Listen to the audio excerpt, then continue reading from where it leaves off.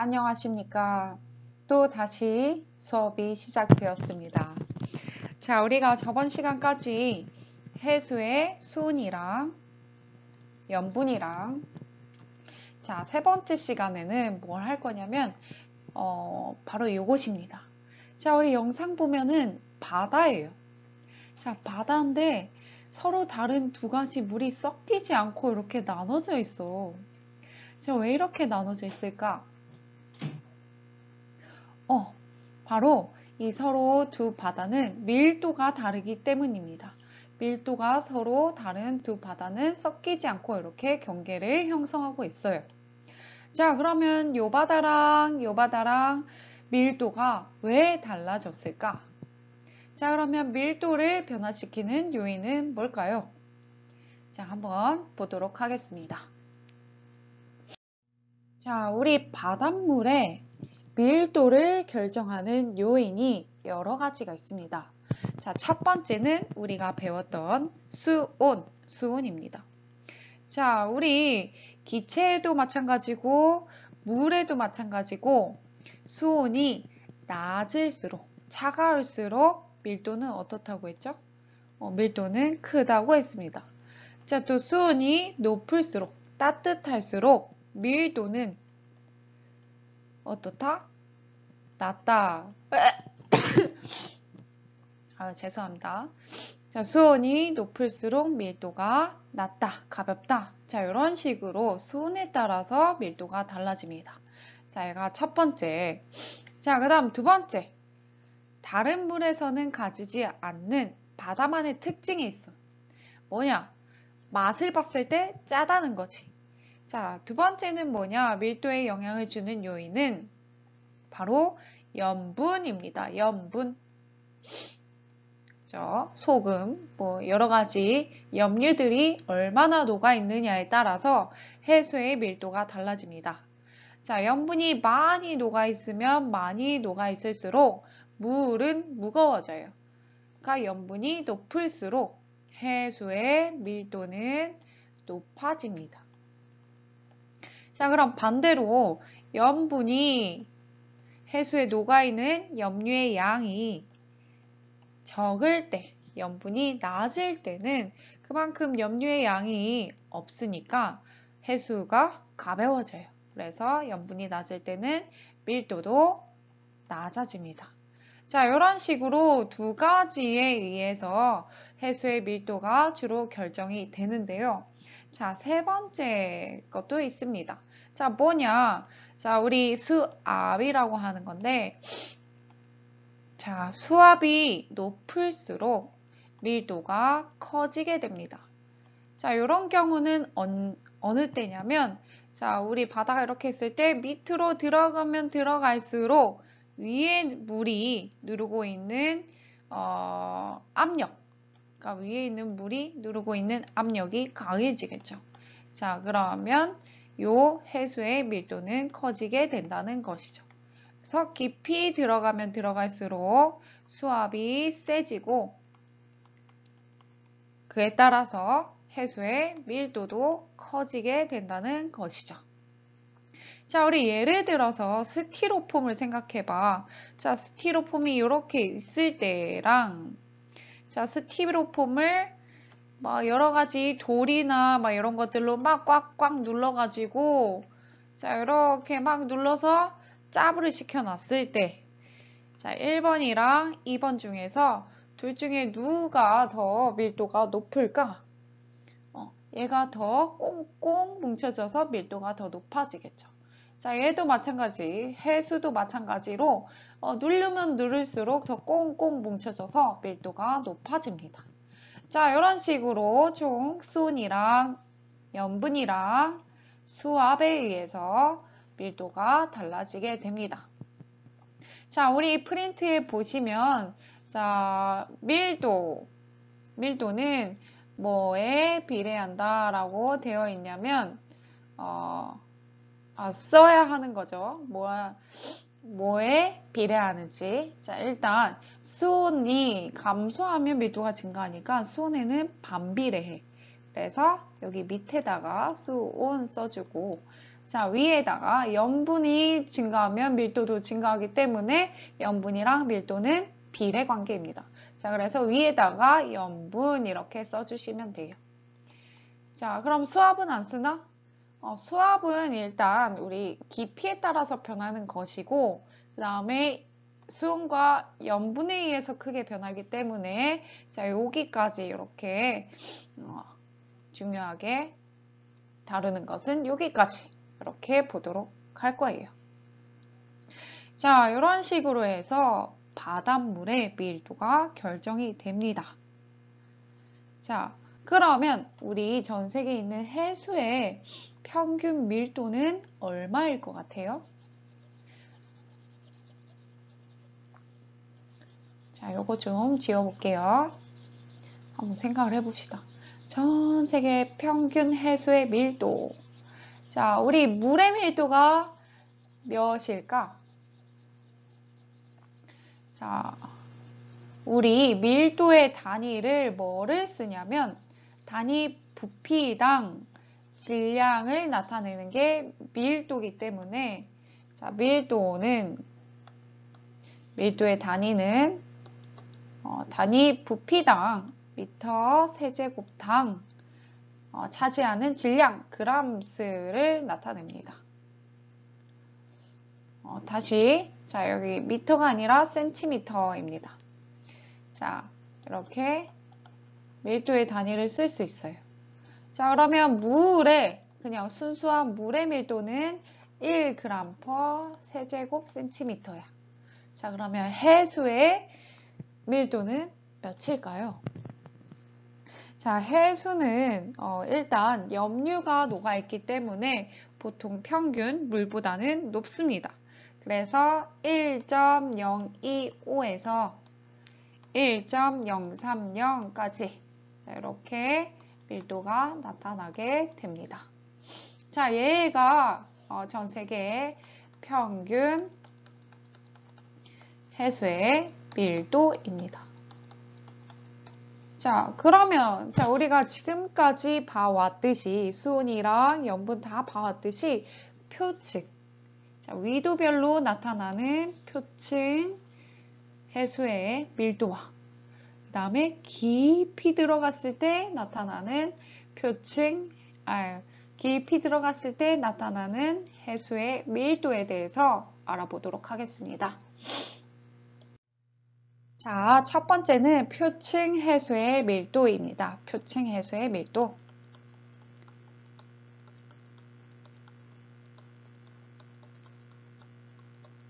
자, 우리가 표층을 헤엄치면서 갈 때, 자, 헤엄치면서 느껴지는 물의 무게. 자, 이렇게 생각하면 될 거예요. 자, 어디에서 헤엄을 더 쉽게, 가볍게 칠 수 있을까? 자, 그거를 한번 생각을 해보고 표층 해수의 밀도를 보도록 하겠습니다. 자, 일단 우리 밀도 같은 경우는 뭐의 영향을 받아서 변한다고 했죠? 수온이랑 염분. 자, 요거에 크게 영향을 받아서 변한다고 했어. 자, 근데 여기에서는 주로 뭐의 영향을 많이 받냐면 수온의 영향을 제일 많이 받습니다. 자, 그래서 수온에 따라서 밀도가 변하게 되는데, 자, 우리 다시 한번 생각을 떠올려서 봅시다. 자, 수온이 높아지게 되면, 따뜻해지게 되면은 밀도는 어떻게 된다? 밀도는 감소한다. 가벼워진다. 자, 또 반대로 수온이 낮아진다. 아주 차가워지게 되면은 밀도는 어떻게 된다? 밀도는 커지게 된다. 자, 그래서 요거에 따라서 주로 밀도가 변하게 되는데, 자, 한번 위도별로 어떤 식으로 나타나는지 보도록 하겠습니다. 자, 그래프를 보시면, X축 보시면 위도라고 나와 있어요. 자, 그리고 중간에가 0도이므로 여기가 적도입니다. 자, 그리고 이쪽으로 갈수록 북반구, 자, 이쪽 왼쪽으로 갈수록 남반구가 되겠죠. 자, 그리고 왼쪽 Y축을 보시면 밀도를 나타낸 숫자가 표시되어 있고, 자, 오른쪽을 보시면 수온을 나타낸 숫자가 있습니다. 자, 그래서 수온 같은 경우는 오른쪽 걸 읽으면 되고, 밀도 같은 경우는 왼쪽 걸 읽으면 되겠죠. 자, 이렇게 했을 때 먼저 수온을 볼까요? 자, 위도에 따라서 수온이 어떤 식으로 변하냐? 자, 일단 위도에 따라서 저위도, 적도에서는 수온이 가장 높네요. 왜냐면 햇빛을 많이 받으니까. 자, 그리고 점점점 고위도로 갈수록 햇빛이 줄어들면서 수온이 낮아집니다. 수온이 점점점 차가워져. 자, 그러므로 이에 따라 수온이 낮아짐으로 밀도가 저위도에서 가장 낮고 고위도로 갈수록 밀도가 커지는 경향을 볼 수가 있습니다. 자, 그러면 표층해수의 밀도는 남반구의 경우에 어디가 가장 높을까? 남반구의 경우 표층해수의 밀도는 여기가 가장 높죠? 그러니까 80도 남반구에서 가장 높다. 자, 그 다음 북반구의 경우에는 약 어디에서 가장 밀도가 높을까요? 여기에서 가장 높죠. 자, 여기는 위도 한 50에서 60도 되는 지점입니다. 자, 요 부근에서 제일 높아요. 자, 근데 왜 이 이후로는 수온에 따라가지 않고 이렇게 쭉 꺾였을까요? 밀도가 낮아졌어. 자, 요것 또한 뭐에 영향을 받은 거냐면 저기 극지방에 있는 빙하의 영향을 받은 거예요. 자, 우리 빙하가 어떻게 됐길래 밀도가 작아졌을까? 자, 요때는 염분이랑 관계가 있어. 자, 염분이 많아지면은 밀도가 커진다고 했고, 염분이 적어지면은 밀도가 낮아진다고 했어. 자, 그럼 빙하가 어떻게 돼야지 염분이 낮아질까요? 그치. 빙하가 높게 되면, 해빙이 되면은 담수가 유입되면서 염분이 낮아지고, 그에 따라서 밀도도 낮아지게 되는 것이죠. 즉, 이 부근에서는 수온보다는 이런 빙하의 해빙에 의해서 더 밀도가 영향을 많이 받게 되는 것이죠. 자, 이런 식으로 높은 구간은 여기랑 여기. 자, 그러면 가장 밀도가 낮게 나타나는 구간은 어디? 그죠. 적도죠, 적도. 자, 적도에서는 왜 이렇게 낮게 나타나느냐? 일단 수온이 높으니까. 그죠? 수온이 높으니까 밀도가 낮고, 자, 또 한 가지 있어. 염분으로 설명을 하자면. 자, 우리 적도 부근에는 뜨거워서 구름이 많이 생기고, 비가 많이 오니까 강수량이 많아져서 염분이 어떻게 될까? 염분이 낮아지게 되죠. 자, 그러면 수온은 높은데 염분은 낮으니까 밀도는 어떻게 될까? 밀도는 더 낮아지게 되는 거지. 그래서 적도에서는 밀도가 가장 낮습니다. 자, 우리 이런 식으로 해서 표층 해수의 밀도를 보았는데, 자, 그럼 한번 다시 생각을 해봐. 적도에서 헤엄칠 때랑 고위도 저기 빙하 옆에서 헤엄칠 때, 남극 빙하 옆에서 헤엄칠 때 언제가 더 쉽게 팔을 움직일 수 있을까? 그죠? 여기에서 적도에서 헤엄칠 때 물이 더 밀도가 낮아서 가벼우니까 헤엄을 잘 칠 수가 있겠죠. 뭐 여기서도 마찬가지. 됐나요? 네. 그러면 여기까지가 표층 해수의 밀도였습니다. 자, 두 번째는 표층이 아니라 깊이 들어갈수록 어떤 식으로 변하는지 보도록 하겠습니다. 자, 요거는 해수의 연직 밀도 분포.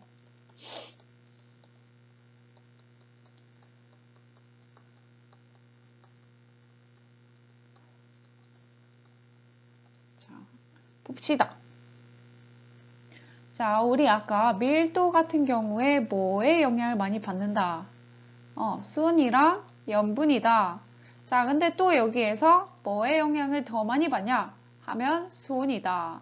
자, 그래서 깊이에 따른 수온의 변화를 나타내 봤더니, 자, 표층의 숫자에 높고 들어갈수록 점점점 낮아진 수은 약층이 나타나고, 자, 더 들어가면은 심해층이 나타나는 우리 저번 시간에 배운 연직 분포, 수온의 연직 분포를 볼 수 있게 되죠. 자, 여기가 혼합층, 여기가 수은 약층, 여기가 심해층이죠.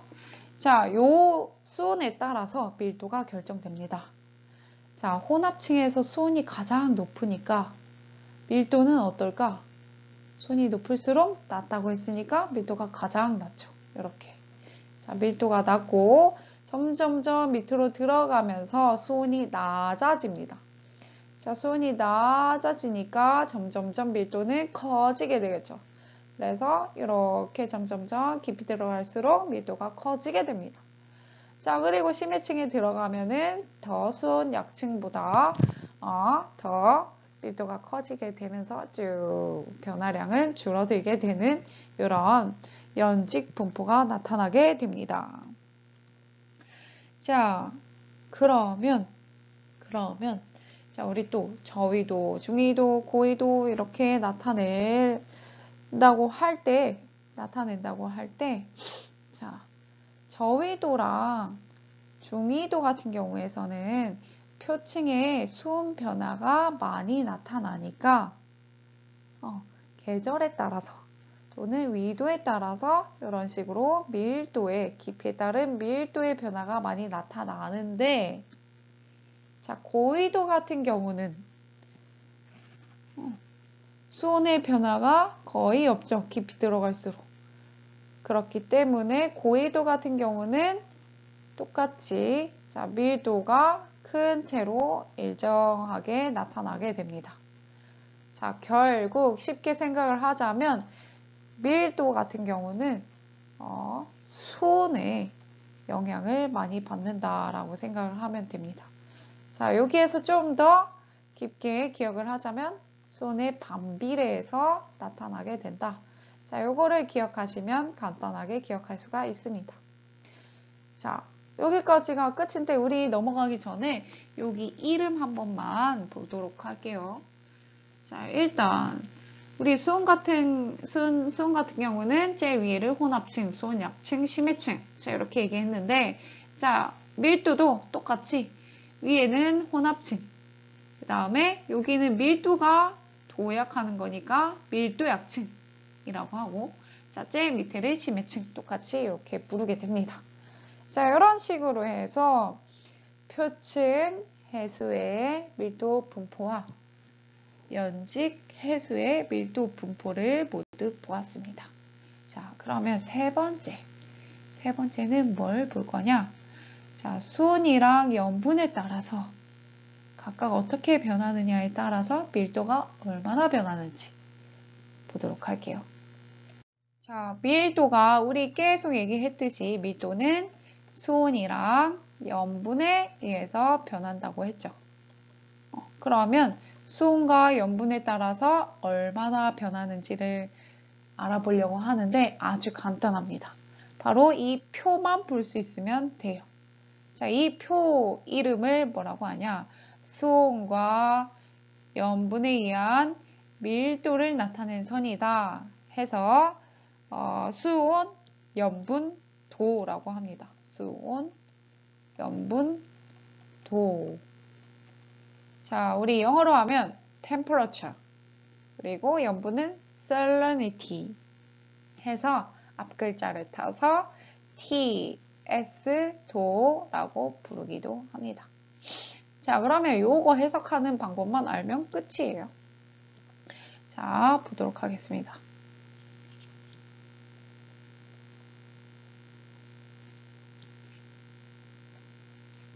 자, 염분이 X축에 쭉 있고 Y축에 수온이 쭉 있습니다. 자, 그리고 염분값과 수온값에 따라서 밀도가 나타나게 되는데, 자, 같은 밀도가 나타나는 구간을 연결해준 선이 바로 등밀도선입니다. 자, 그래서 여기는 모두 1.027로 같다라는 거고, 자, 또 여기도 마찬가지로 자, 같은 밀도가 나타나는 구간을 선으로 연결한 등밀도선이 나타나죠. 그래서 여기도 1.028로 모두 밀도가 같다라는 이야기입니다. 자, 그러면 여기에서 어떤 식으로 우리가 해석을 할 수가 있냐면,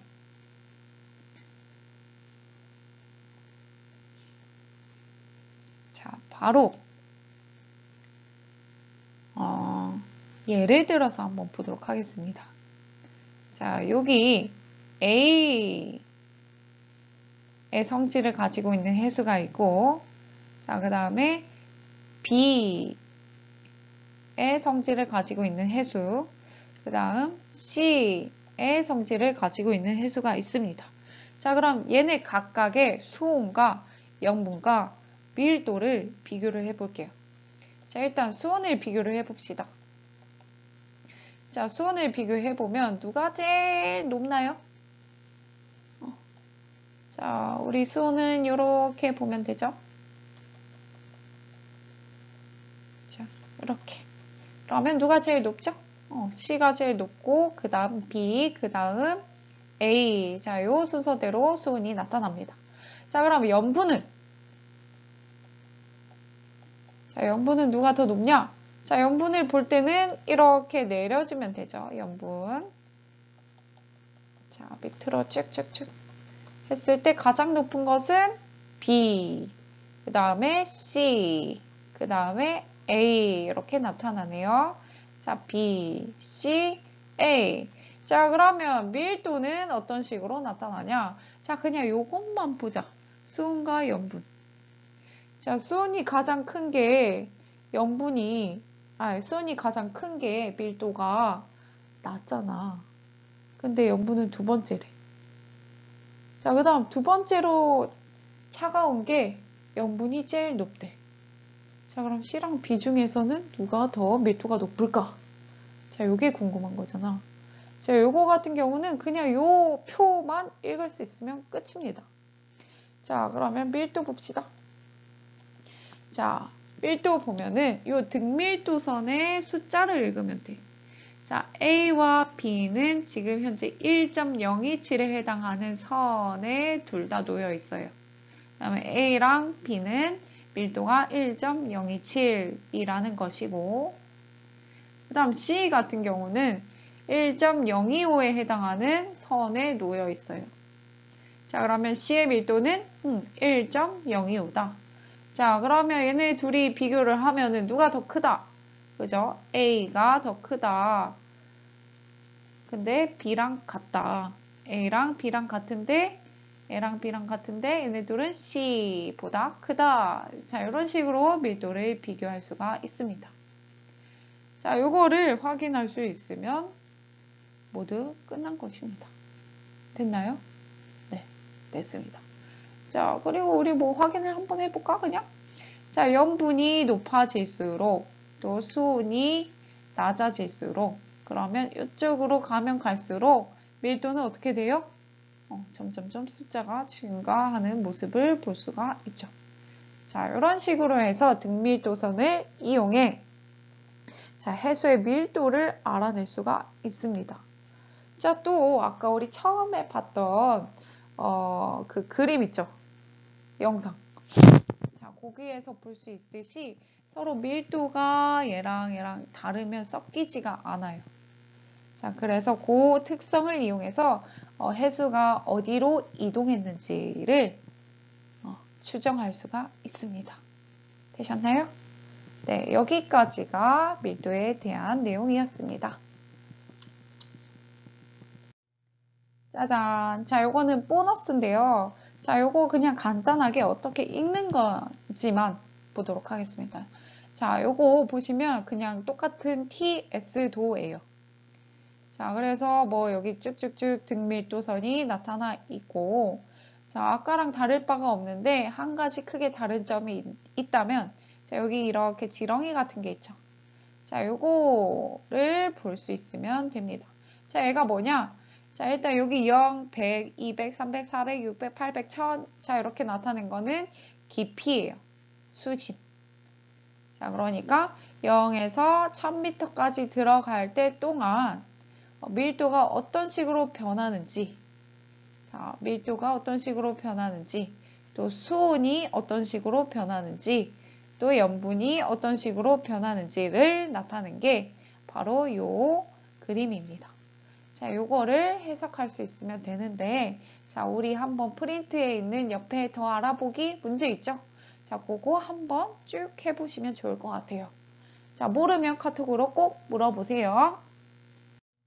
자, 얘들아, 내가 듣기로는 다른 과목들은 되게 짧다고 하는데 내가 많이 길더라고. 하지만 여기에서 끊기는 애매해서 조금만 더 하도록 하겠습니다.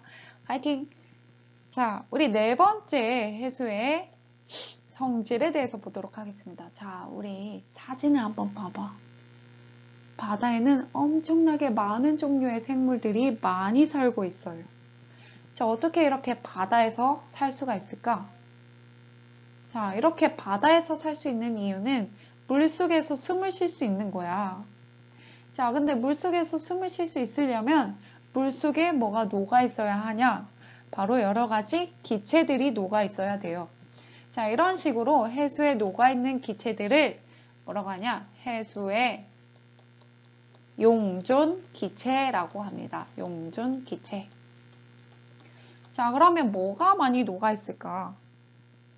자, 뭐 여러 가지가 있어요. 산소도 있고, 뭐 이산화탄소, 질소, 자, 이런 것들이 녹아 있는데, 자, 우리가 여기에서 볼 것은 산소랑 이산화탄소가 깊이에 따라서 얼마나 녹아 있는지, 자, 그거를 보도록 하겠습니다. 자, 얘들아, 우리 해수의 용존 기체를 하고 있는데, 해수의 용존 기체는 바닷물에 녹아있는 기체라는 거야. 자, 그러면 다시 얘기하면 물에 기체가 녹아있다는 거죠. 자, 우리 기체가 물에 녹는다 라는 것은 약간 생소할 수가 있어. 하지만 실제로 기체질, 이렇게 대기 중에 있는 기체들은 물속에 녹아 들어갑니다. 자, 이렇게 기체가 물에 녹는 정도를 뭐라고 하냐면 기체의 용해도라고 해요. 그래서 기체가 물에 잘 녹으면 기체의 용해도가 크다라고 하는 것이고, 기체가 물에 잘 녹지 않으면 기체의 용해도는 작다라고 얘기를 하는 것이에요. 자, 그러면 뭐에 따라서 이렇게 기체의 용해도가 달라지냐? 자, 뭐냐면 바로 온도, 또 온도 나왔죠? 온도와 압력에 따라서 달라집니다. 자, 일단 압력이 높으면 높을수록, 그러니까 기체의 압력, 그러니까 기체가 더 세게 들어가면 세게 들어갈수록 많이 녹을 수 있는 거야. 근데 기체가 약하게 들어간다? 기체의 압력이 약하다? 그러면 기체는 많이 못 녹아들어서 기체의 용해도는 낮아집니다. 자, 그러면 온도는? 자, 누구의 온도냐면 기체가 아니라 물의 온도예요. 물의 온도가 어떠냐에 따라서 기체가 많이 들어갈 수도 있고 적게 들어갈 수도 있어. 자, 그러면 얘들아, 물이 차가울수록 기체가 잘 녹을까? 아니면 물이 따뜻할수록 기체가 잘 녹을까? 자, 예를 들어서 자, 우리 고체를 보자, 고체. 자, 고체 같은 경우는 물에 막 섞으면 녹죠. 그거처럼 물에 녹는 거. 자, 그러면 차가운 물에 고체가 잘 녹을까? 따뜻한 물에 고체가 잘 녹을까? 자, 우리 알고 있죠? 따뜻한 물에 고체가 잘 녹아. 자, 이런 식으로 용해도 같은 경우는 이렇게 물의 온도에 따라서 달라지는데, 자, 그러면 기체 같은 경우는 물이 차가우면 잘 녹을까? 따뜻하면 잘 녹을까? 자, 다음 사진에서 확인을 해봅시다. 자, 포와가지고 이렇게 되어 있는데, 자, 얘는 지금 온도가 어때 보여? 얘는. 자, 얘는 약간 보기만 해도 시원해 보이지 않아? 그리고 얘는 탄산인데 약간 미지근해 보이죠? 약간 우리 만지지 않아도 알지? 자, 맞아요. 자, 우리 이렇게 탄산이 많은 경우는, 탄산 같은 경우는 물에 녹아있는 이산화탄소야. 자, 그래서 이산화탄소가 많이 녹아있으면 많이 녹아있을수록 이렇게 거품이 많이 일어납니다. 자, 근데 이렇게 이산화탄소가 많이 안 녹아있으면 이렇게 거품이 많이 나오지 않아. 자, 그렇다는 것은 수온이 낮을수록 차가운 물일수록 기체는 더 잘 녹아 들어가요. 용해도가 크다. 자, 근데 따뜻한 물일수록 미지근한 음료수일수록 기체가 잘 안 녹아 들어가요. 그래서 기체의 용해도가 작습니다. 자, 요거 꼭 기억해 주시면 될 것 같아요. 자, 이런 식으로 해수의 용존 기체를 비교할 수가 있는데, 자, 가장 많이 미치는 게 수온인데 더불어서 영향을 미치는 것들이 있습니다. 뭐냐면 대기압, 아까 압력했었죠? 기체 압력, 대기압, 또는 염분, 자, 이런 것들에 영향을 미치게 돼요. 자, 그러면 해수의 기체 분포, 용존 기체 분포에 대해서 보도록 하겠습니다. 자, 해수의 용존 기체 분포.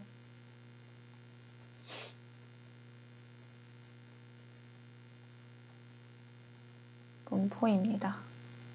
자, 요거는 뭐에 따라서 많이 결정이 되냐면, 자, 어느 부분에 뭐가 많이 녹아있다. 요거는 바로 바닷속에 있는 생물들의 활동에 의해서 결정이 많이 됩니다.